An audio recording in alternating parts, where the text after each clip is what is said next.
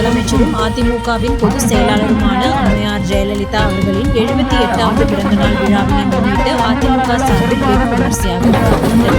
நீலகிரி மாவட்டம் குன்னூர் மத்திய பேருந்து நிலையம் அண்ணா சிலை அருகே அமைக்கப்பட்டிருந்த அதிமுக செயலாளரும் தமிழகத்தின் முன்னாள் முதல்வருமான ஜெயலலிதா அவர்களின் 78வது பிறந்தநாள் விழாவினை முன்னிட்டு அக்கட்சியின் சார்பில் அமைக்கப்பட்டிருந்த ஜெயலலிதா அவர்களின் திருவுருவ படத்திற்கு நகர கழக செயலாளர் சரவணகுமார் தலைமையில் அம்மா பேரவையின் மாவட்ட செயலாளர், குன்னூர் முன்னாள் சட்டமன்ற உறுப்பினர், குன்னூர் மக்களின் நாயகன் சாந்தியை ராம் முன்னிலையில் குன்னூர் அரசு லாலி மருத்துவமனை அருகே இருந்து சுமார் 100க்கும் மேற்பட்ட அதிமுகவை சார்ந்த நிர்வாகிகள், தொண்டர்கள், பொதுமக்கள் மேளதாளங்களுடன் ஊர்வலமாக வந்து மத்திய பேருந்து நிலையம் அருகே அமைக்கப்பட்டிருந்த ஜெயலலிதா அவர்களின் திருவுருவ படத்திற்கு மலர் தூவி மாலை அணிவித்து மரியாதை செலுத்தப்பட்டது.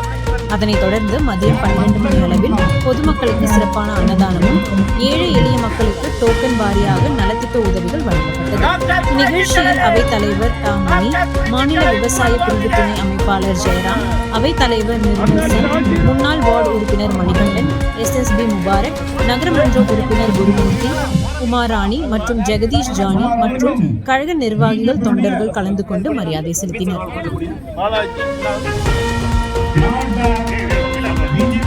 எடுத்துக்கணும்.